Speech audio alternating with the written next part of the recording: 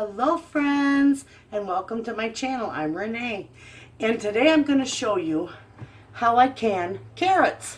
This is a real easy one. My friend gave me 2 bags of chopped up carrots, so this is free food. This is fantastic. It's 6 pints, so it's a nice little addition to my pantry.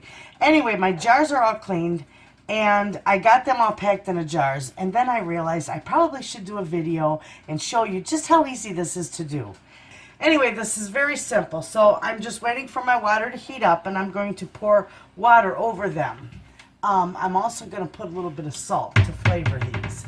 Now, salt, you know, is not necessary for canning, but I do like it for flavor, so some things I put it in, some things I don't. I'm just going to do a half a teaspoon in each pint jar of salt. Okay.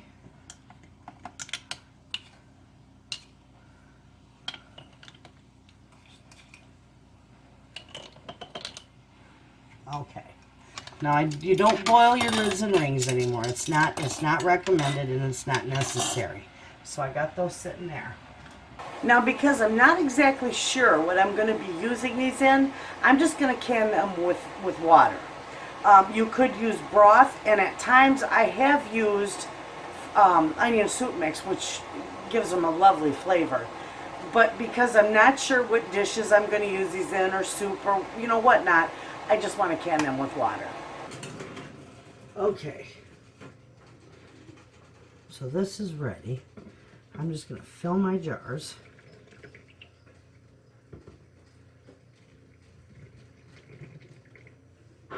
And I do about a ½ inch of headspace.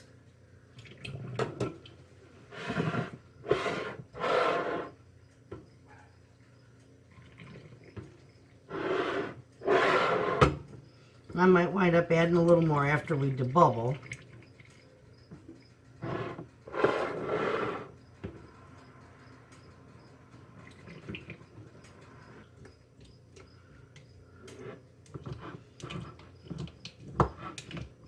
These are so easy to can, and it makes such a nice addition to the pantry. And for me, this was free. This is a beautiful gift. My grandbabies love carrots. That's why I'm canning them in water, because a lot of times they like it when I fry them up or bake them with a little ginger on them. They love gingered carrots.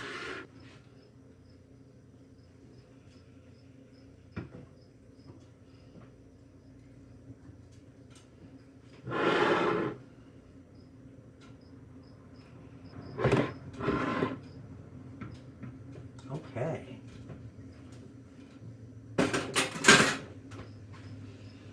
Okay, now we're going to wipe the rims off now that we've got them filled and debubbled into a ½ inch headspace. Make sure there's no debris on your rims whatsoever, because chances are they won't seal. Okay. We just put our lids on there, center them on there nicely. Put our rings on, finger tight. And in the canner it goes.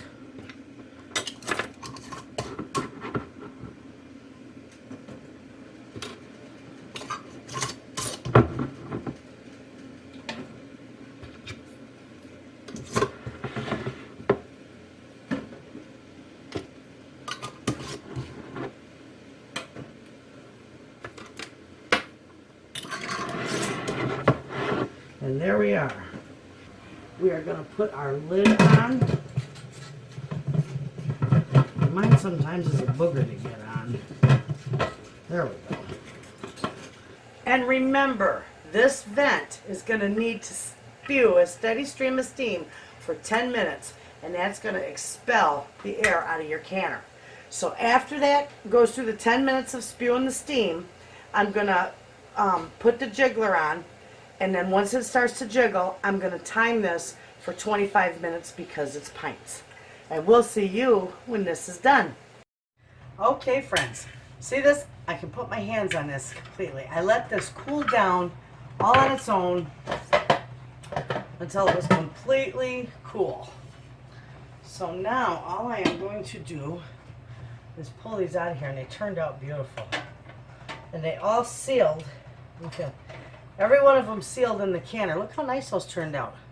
Every one of them sealed in the canner while it was cooling down. So, see, there's that cool. They've been in there for a couple hours. They've been sitting in there. And that one's broke. The bottom broke right out of that one. That's just an old jar. I got used jars. See, I'll show you. I got used jars.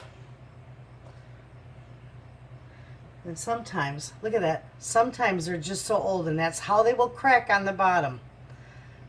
That's sad, because that's that's a pint of food that's wasted, because you don't dare use that. But sometimes that happens when your jars get old, or if you get used jars that, are very old. That can happen. Or thermal shock. But that wasn't thermal shock because the jars were warm and so was the canner. So that's probably what that's from. Anyway, I've got 5 beautiful pints of carrots, and that's a lovely addition to my pantry. And that's how easy it is to can it.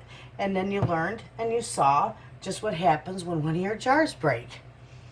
I usually have that happen maybe once or twice in a canning season. So there you have it, friends. That's how easy it is to can carrots. And for me, this is a lovely addition to my pantry because this was free food. Thanks for watching.